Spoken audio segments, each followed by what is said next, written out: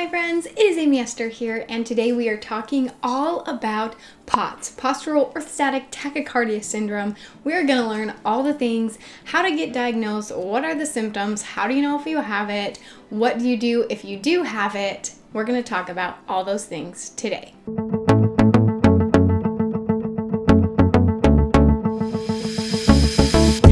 Welcome back to my channel. It's Amy Esther here, and if you have not been here before, I suffer from POTS, Postural Orthostatic Tachycardia Syndrome, as well as several other chronic illnesses, and I make videos here on YouTube every single week about my life with chronic illness.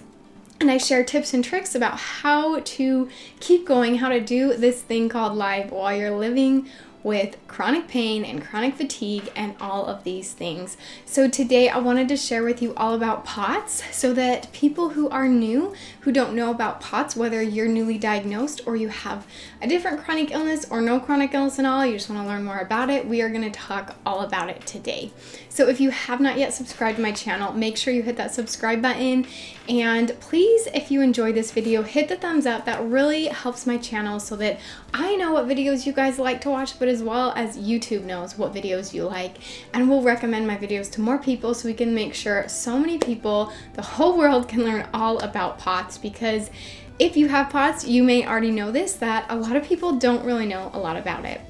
And it's just kind of up and coming in the medical world, and so we just really need to get the word out. So please, if you can, share this video, like it, comment, anything you can to help tell YouTube that you guys are liking these videos. So I hope that you are subscribed and you will be here along for the whole journey of life with chronic illness with me. Okay, first let's talk about what is it? What is POTS? So POTS stands for Postural Orthostatic Tachycardia Syndrome. So let's break that up. Postural meaning like posture, the way that your body is situated, if it's laying down, if it's standing up. Next is orthostatic. So POTS causes orthostatic intolerance. Orthostatic intolerance means that you get symptoms upon standing. So just like lactose intolerance means you get symptoms when you eat lactose, and not everyone's the same. Some people feel a certain way when they eat lactose, while others feel a different way when they eat lactose. Some are more severe, some are not quite as severe. Same thing with orthostatic intolerance. When you stand, you get symptoms. So we'll talk about all the symptoms of POTS, but these can vary. So I may say all the symptoms and maybe you only have a few of them, or maybe you have more than the ones I say, and that does not disqualify you from having POTS, and we'll get to a little bit why that is in just a minute. Next is tachycardia. Tachycardia is an abnormal heartbeat. So when people have POTS, they stand up, and the reason that they get orthostatic intolerance or symptoms when they are standing is because their blood is pooling at their feet. So to compensate that, our hearts try to beat faster in order to get our blood back up to the rest of our body. I think there's lots of different ways that this can happen. I know for me personally, it's that my blood vessels don't constrict, and I know that's a lot of people with POTS is the same reason why they have postural orthostatic tachycardia syndrome. So my blood pools at my feet because my blood vessels do not constrict to get that blood back up to the rest of my body. So that causes our bodies to be a lot faster than it should. Okay, the last word in this is syndrome, and syndrome just means a collection of symptoms. So it's not technically a disease. Syndrome, I'm not a doctor or an expert, by the way, so please consult your doctor after watching this video if you think that you have POTS or anything. But syndrome just basically means a collection of symptoms that usually go together. So we call it POTS when you stand and you have this collection of symptoms. And let's talk about those symptoms now. So some of the symptoms we have are blood pooling. Your blood will pool at your feet like we talked about. So for me, my feet turn purple when I stand if I don't do some of the things we talk about in the treatment, but my feet turn purple and they are ice cold. So those are some symptoms. Digestion issues, you maybe have diagnosed with IBS or SIBO or some other digestive issue.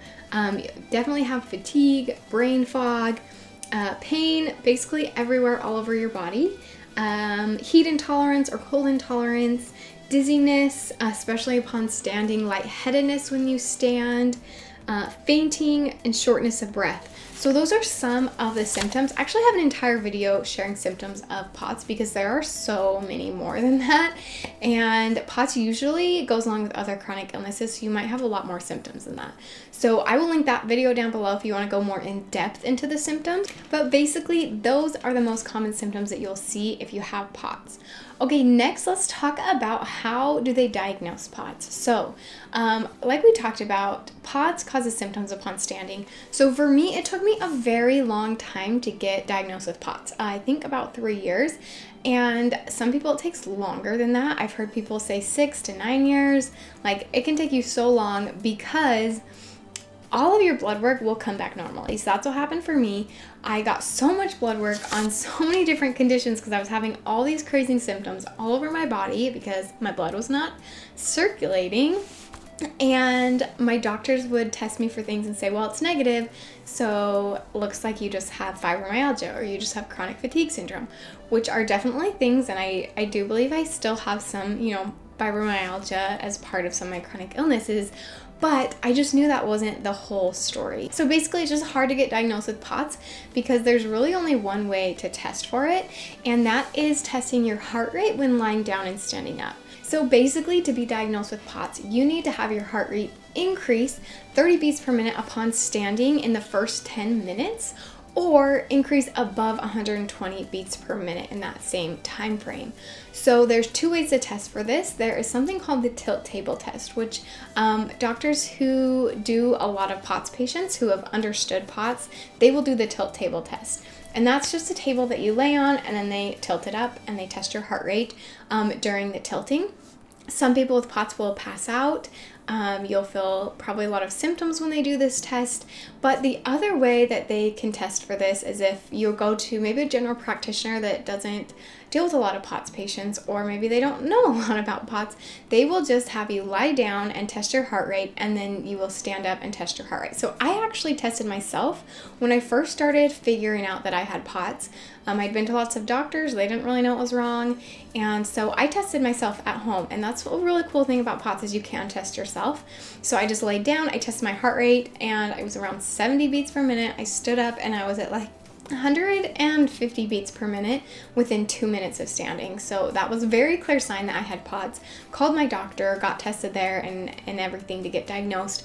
But it is nice that you can test at home, or you can share this with your doctor, share this information, and he or she could test you at your doctor's office. So those are the ways that your doctor could test you for POTS and get you a diagnosis if you think you have POTS and you're not yet diagnosed. All right, let's talk about the treatment for postural orthostatic tachycardia syndrome.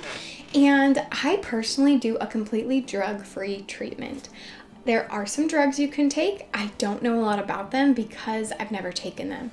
And I just don't do very good with medications. I'm very, very sensitive to any kind of medication. So I have a lot of chronic illnesses and I do my best to treat all of them as natural as possible, just because if there's a side effect, I am going to get it.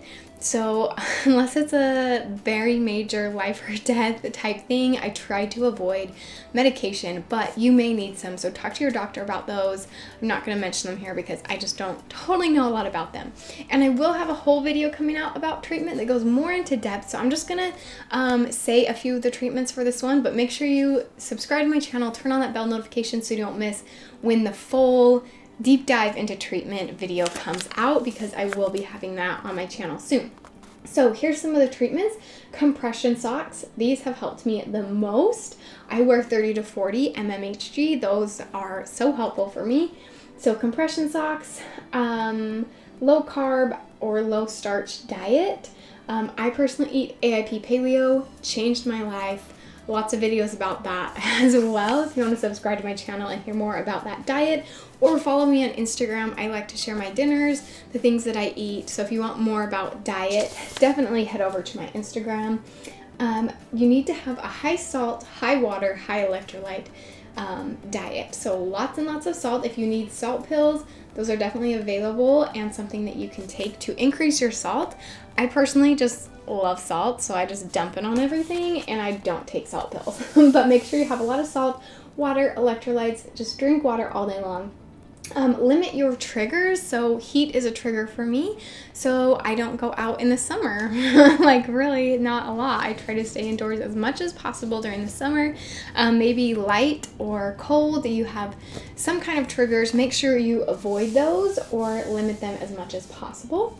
Exercise, and I actually have a video called How to Exercise with Orthostatic Intolerance, because you may have noticed that it's hard to get exercising when you have orthostatic intolerance. So go watch that video. I will link it down below so that you don't miss that. And then work on your sleep and your stress. I have a few videos about these, but I could go so deep into this right now. So I'm just gonna leave it at that.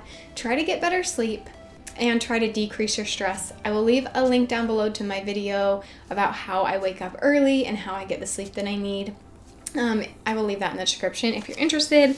But besides that, I could go into so much detail. So again, Instagram's probably the best place if you want to ask me some questions about those things. Okay. I think that's all the treatment that I wanted to talk about today. So there's a couple other things I wanted to talk about when it comes to POTS. So I want to talk about your outlook on life. If you just got diagnosed with POTS and you're like, I don't know what's going to happen to my life now. Am I destined to be miserable every day? Can I not live my dreams? Can I not work? Can I not have a family? Whatever it is that's stressing you out. I want to kind of talk about that. So according to Dysautonomia International, which I will link them below because they have so much good information about life with POTS. So according to them, 25% of POTS patients are disabled and unable to work. Now, I personally had to quit my job. If you've heard my story before, I used to be a teacher, which is like the worst job for someone with POTS because I'm literally standing all day long. So I was very, very sick when I was teaching. There are so many airplanes. I've had 3 airplanes fly over my house since I've been making this video. Okay, anyway, Dysautonomia International says that 25% are disabled and unable to work, as I have been. Now, I have really improved my health since I quit my job. Do I think I could go back to working full time? No, I definitely don't think I could get there, but I have been able to work a few hours a day and I've been able to really improve my quality of life. I could not get out of bed for probably over a year. I just really struggled to even just do simple daily tasks. So if you have POTS, you will notice that taking a shower, doing the dishes, doing cleaning, making dinner, just like simple things that should be super easy to do every day have become extremely difficult. So this is why I've made this channel, because I like to share with you how I do all the things. I have tons of cleaning videos, cooking videos, how I get all that done while living with POTS and other chronic illnesses. So if you're interested in more of that, definitely head over to my channel and see all those videos. But I just want you to know that it is going to be harder. Yeah, it's not going to be easy, but you can do it. And something that I've learned is that you can do anything you want to do, but you can't do everything. So you have to pick and choose. So to me, I wanted to be a mom more than anything in the world. So I gave up some other things. I gave up trying to work. Like, I just knew that wasn't going to be part of my life. I work a couple hours a week as a private math tutor. But besides that, I would rather spend my time and my energy being a mother.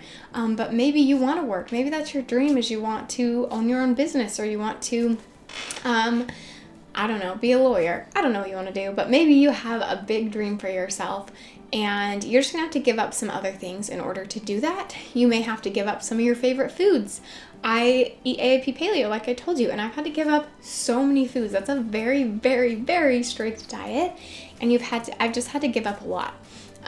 But it is possible, and that's what I want to share with you today, is that if you've been diagnosed with POTS and you're in that 25% that feels disabled, that you are struggling to perform daily tasks, that you're fainting with everything you do, then I want you to know that you got this and that we are going to go through this together.